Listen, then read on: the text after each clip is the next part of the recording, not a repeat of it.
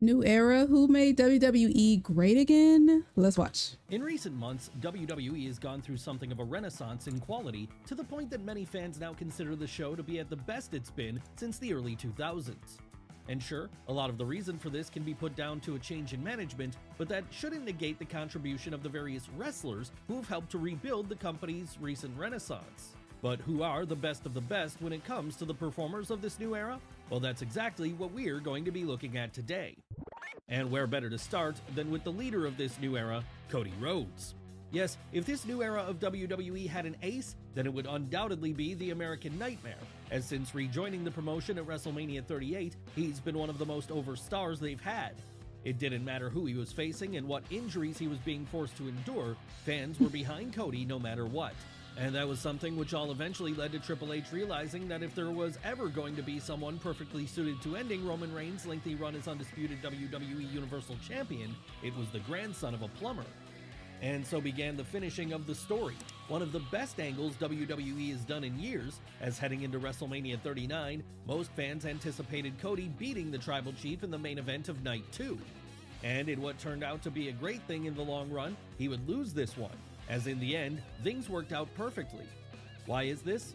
Well, because after spending a year building himself back up and maintaining his popularity with fans, the youngest Rhodes' son went on to challenge Roman again, and this time would beat him for the gold, heralding in a new era in the process. Where will Cody go from here? Wherever he wants to, it seems, because for as long as he wants to keep on wrestling, he'll no doubt have a spot in the WWE's main event scene waiting for him. Even if he goes on to work in movies, as his upcoming cameo in the new Naked Gun remake suggests he might be starting to do, WWE fans will welcome him back with open arms whenever he returns. Yes, it's a rare thing for a traditional babyface to get this over in the modern day, so Triple H should take full advantage of what he has while he still has it. He's been getting a lot of hate, though. He has now fully proven that he is simply undeniable as world champion. But he's not the only world champion in modern-day WWE who deserves a spot in today's video, because the exact same thing could be said for the current top guy on Raw, Damien Priest. Now, we know it's early days for Priest as champion, and so to call him a great might seem a little premature, but if his recent work is anything to go by, then we're sure he'll be great in the role. After all, as a key member of the Judgment Day, he's helped to make that faction the top thing on Raw at points. And with him finally getting his big win at WrestleMania, there's no reason for him to wait in the shadows with his Money in the Bank briefcase any longer. No, and now that he's got the gold around his waist, Damien Priest can finally achieve his true form, that of a world champion who can serve as the main event of a brand. And with Raw in many ways feeling like the top brand in all of WWE right now, this is a good place for Priest to be. The only question is how long he will hold that title for, and when he does eventually drop it, will he be able to maintain the same level of momentum? We'd be inclined to think yes to the latter question, as even when he no longer holds the top prize, he'll still have Dirty Dom, Rhea Ripley, and Finn Balor by his side, helping him whenever he needs an extra boost. Yes, the Judgment Day has truly proven that when they work together, there's no one who can beat them. It's true of the men's division, and it's most certainly true of the women's division as well. I don't know. It's a lot going on seen in our next subject, Rhea Ripley. Seriously, in all of wrestling right now, there's no bigger women's star than Rhea Ripley. And the reason for that is because over the last few years, she's absolutely dominated her division through brute force and sheer tyranny of will. That's right, she's the closest thing we have to a modern-day Chyna. And that's something she's done all throughout this new era of WWE. Hell, there's a reason she was on the cover of 2K24, and that's because she's one of the most recognizable figures the company has created in recent years. In fact, the only thing that's been able to slow her reign of dominance at all is injury, because following a recent bad bump she took during a backstage segment with Liv Morgan, Mommy has been put on the shelf for the foreseeable future. Once she returns, though, we've no doubt it'll be right back to dominating things in the way that only she can. And by the time she does come back, we'll probably be seeing our next subject peek his hat out from hibernation. I can't wait. Who are we talking about here? Why, Roman Reigns. Oh, there's going to be a lot of shit. Now, while Cody Rhodes has currently perched himself in the spot of top babyface of the company, you could argue he wouldn't have gotten there had he not had a foil like Roman Reigns to play off of. Yes, while that first decade or so of his run might have been hampered by questionable booking and fan rejection, ever since he returned to the ring in 2020 with an all-new heel Tribal Chief character, the head of the table has been one of the most compelling figures on WWE TV. Sometimes it's been as the dominating champion who no one could defeat, sometimes it's been as the megalomaniacal boss of his own mafia-like organization, and sometimes it's even been as a man desperate to cling on to power in the face of his family abandoning him. Whatever role he's been playing, though, Roman has consistently drawn viewers over to SmackDown since Triple H took over the reins of creative. But then why wouldn't he? Because with the Bloodline being at points the hottest angle in the entire industry, and with him serving as the linchpin of this, there's been no player in the WWE system more key to them having the success they've had recently. And then there's that run as undisputed WWE Universal Champion, a run which lasted for 1,316 days and saw the NYE family member become the fourth longest reigning champion in company history, behind only Hulk Hogan, Bob Backlund, and Bruno Sammartino.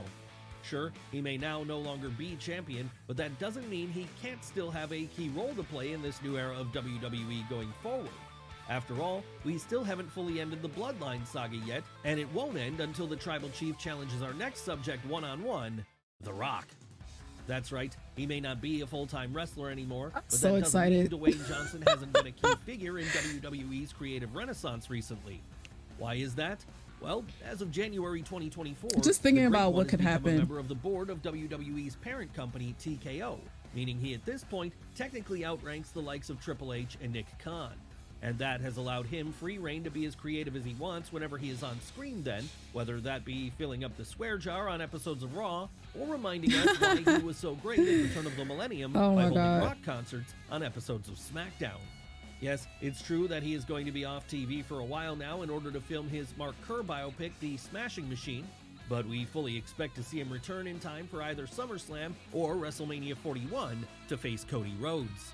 In fact, given the way things are going behind the scenes at WWE, we wouldn't be surprised to see him have full creative control of the product by that point. Yes, it remains entirely possible that this could eventually go from being a new era led by Triple H to an even newer era led by The Rock. Of course, if that time comes, we've no doubt our next subject will be a key player in the Great One's arsenal, as he's quite simply one of the best wrestlers in the world. That's right, it's time to talk about Gunther. Yes, Gunther truly is on a whole other level to most performers in terms of his in-ring work. After all, it was his great matches that led him to have the longest Intercontinental title reign of all time at 666 days. That's right, he's been one of the biggest highlights of WWE ever since he was first called up to the main roster in 2022. Really, you could easily make the argument he's the best in-ring wrestler in WWE. He's so right entertaining. now. And considering he's only 36 years old, the Ring General should still have at least a decade worth of wrestling left in his career yet, and probably more, as with modern medicine being what it is, and most of his matches involving him beating the ever-loving hell out of his opponents and Seriously. taking little in the way of bumps, Bruh. we don't see any reason why he should slow down anytime soon. No, expect many more chops from hell coming from him in the future. Who knows? He'll maybe even deliver a few to our next subject, Logan Paul. God. Yes, we know he's a controversial personality amongst many fans, but it remains Wasn't he in a Tetris tournament recently? Like, be for undeniable that real. as far as celebrities turned wrestlers go, Logan Paul is one of the best, if not the greatest Like of what? all time, and this has been evident in each and every one of his matches thus far. It doesn't matter if it's Ricochet, Roman Reigns, Seth Rollins, Rey Mysterio, or Kevin Owens, Logan has consistently delivered whenever he's asked to step in the ring, and that's been a huge positive for WWE in the current era it's in then, because with him being there and using his online celebrity status to bring his followers along for the ride, it's helped the company's TV ratings to no end. The only question left then is who will be the one to eventually dethrone him for his United States title. Well, while there have been a variety of names suggested for this over the months he's held it, the one most fans would like to see would be our next subject, none other than L.A. Knight. Yeah, what a meteoric rise this guy has had over the last couple of years. From being an upper mid-card act in NXT to getting buried upon moving up to the main roster as part of the jobber tier maximum male models, all the way up to getting reskinned once more by Triple H once he took over, and from there pushed Not as a reskinned. big deal. Of course, the reason LA Knight was pushed so hard at this point wasn't because the company were trying to force him on fans. No, quite the opposite in fact, as it was the fans who were telling WWE what they wanted, and what they wanted was LA Knight. What made him so popular during this current era? Is it his catchphrase-heavy throwback character that apes the likes of Steve Austin and The Rock? Is it his high levels of charisma and promo ability? Yes, to all of these. And because the game has been a lot more open to going with what audiences are telling him, it's meant the Maryland native has been able to become something of a cult sensation over the last year or so, enough to where he's, at points, been getting bigger reactions than almost anyone else on the roster. Unfortunately though, as of yet, this has not translated into title success for him. No, while he has had opportunities, LA Knight remains beltless in his current incarnation. But like we suggested a moment ago, if he ends up being the one to finally win the United States title from Logan Paul, then that won't be a problem forever. And if that happens, his fans will at last be able to see him get the full recognition he deserves. In the meantime, while we're waiting for that to happen, we can expect to see Knight remain a key fixture on SmackDown going forward, as with him being one of Triple H's top babyfaces currently, every opportunity to get him on TV on Friday nights should be taken advantage of. But what about our next subject? Someone who just recently made a big return to the company after years away, CM Punk. Yes, since his return to WWE at the 2023 Survivor Series, Punk has been a major part of this new era, so much so that even when he's not an active member of the roster, he's still being called upon to show up and appear in a segment or two. Yes, ever since getting injured at the Royal Rumble, we've seen Punk show up a couple of times on Monday nights to get into verbal battles with other people on the show. And whenever he has shown up, it's meant a boost for ratings. Yes, while he might have only had one televised match since his return, he's been an important figure during 2024 regardless, and will likely continue to be an important figure going forward, no matter what his role on the show is. In fact, when he does come back from injury, he already has a couple of ready-made feuds waiting for him, one of which is against the man who's arguably the best thing going in WWE today. Who are we talking about this time? This feud is so funny to me. After all, it's Drew who managed to get so over by basically doing the Bret Hart in 1997 gimmick of being a heel who's secretly a babyface. And it's him who delivered such cutting lines as, "I prayed for this and it happened," when confronting CM Punk after he injured him. In fact, no matter what Drew has done over the last couple of years, it's been excellent. And this is exactly why Triple H has pushed him so hard and had him play such a key role in his television as of late. Hell, if you pushed us, then we'd be inclined to argue the point that there's no better character out there currently. And it looks like it's only going to get better from here, because with him now having the fact that he was screwed out of the World Heavyweight title at WrestleMania 40 to add to his pile of things to be angry about. And we can also expect him to still go nuclear whenever he comes into contact with CM Punk, as the two continue to build to their inevitable one-on-one encounter. And who knows, maybe Drew will win his upcoming match against Damien Priest at Clash at the Castle in his home country of Scotland and reclaim the world title. And if he does this, we have no doubt that he'll go on to have a big match by defending the title against his archenemy CM Punk, maybe even at SummerSlam. Of course, our next subject might have something to say about this, however, because they no doubt want the belt back themselves, and that's Seth Rollins. Now, a few minutes ago, we made the claim that Gunther may be the best in-ring performer currently working for WWE, and while that may be a true statement for many, a lot of others would make the case that it's really Seth Rollins, because he's also someone that's been on another level consistently. And while his greatness in WWE has been evident as far back as 2012, it's only been in the last couple of years. We got so many wrestlers out right now, Jesus. He really felt like the guy who could lead a brand. Of course, this isn't to say he couldn't have done such a thing before had he been given the ball to run with, but obviously, Vince McMahon never had him booked at the tippy top level. When it comes to the cerebral assassin, though, he seems only too happy to push Rollins to the moon as the top guy on Raw, someone who would win that brand's newly introduced World Heavyweight title in 2023, and from there, hold it all the way up until WrestleMania 40. And during that time, the Monday Night Messiah was able to re-establish his position as the work rate king of the Fed by having, in the words of Sheamus, banger after banger after banger against the likes of AJ Styles, Shinsuke Nakamura, and even Sami Zayn. Yes, there was never a night where Rollins missed, and so because of that, fans always wanted to see him whenever it came time for the bell to ring. Sure, it looks like his immediate future will be spent on the shelf, as according to his wife Becky Lynch, he's recently undergone knee surgery. But we've been here before with the Architect, and whenever he's returned from similar injuries in the past, he's always come back bigger and better than he had been before. So God knows how good he'll be next time we see him. Maybe Triple H will have no choice but to go all the way to the very pinnacle with the Iowa native and have him be the one to beat Cody Rhodes. But if for whatever reason Seth doesn't manage to climb that mountain, there are plenty of other contenders who could be champ after the American Nightmare's reign is over, and one of those is our next subject, Jey Uso. Now, for making this video a few years ago, then the idea of having Jey Uso be listed as one of the best of WWE as a solo act would have been unlikely. Sure, he was always a great tag team wrestler, but that was a part of a duo with his twin brother Jimmy. When it came to singles action, however, he was completely unproven.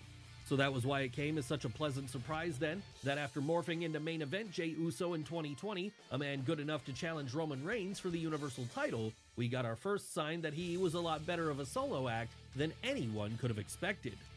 And this idea would only be further bolstered when, in 2023, Jey left the bloodline entirely and moved over to Raw, where for the first time in his career, he truly was left to fly solo without his family by his side.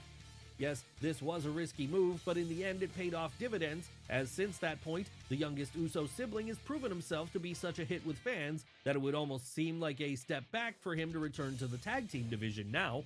But it's not all about the men in the modern era of WWE, as our earlier touching upon Rhea Ripley showed.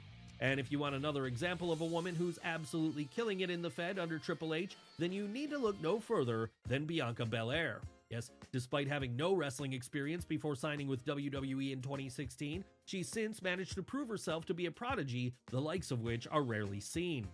Really, to look at her on SmackDown today, you'd think she's been doing this for well over a decade, but the truth is, she's only 8 years into her career. And in that time, she's already become a 2-time world champion, 1-time Royal Rumble winner, and 1-time WrestleMania main eventer. So who knows where she'll be 5 years from now when she's even more experienced. Will she have fully usurped the likes of Becky Lynch and Rhea Ripley to become the key woman on the game's roster? It's entirely possible as, barring any serious injuries, there's no reason she should be slowing down anytime soon. Now, we fully expect Bianca Belair to be a pillar of WWE's women's division for years to come yet, whether that be on Raw or on SmackDown. After all, despite what she's achieved already, there are still plenty of things for her to do in WWE, and there are still plenty of names she's yet to face. Names like Roxanne Perez, Lyra Valkyria, or the apparently incoming Julia. So strap in if you're a fan of hers, because the good times are only just getting started with respect to her run. But then the same can be said about everyone we've looked at today, because WWE is currently hotter than ever, and these performers will be the ones leading the charge. They snapping! Alright y'all, that's gonna do it for this reaction. Make sure to leave some likes and comments down below. Let me know what you guys think. I will see you in the next one. Toodles!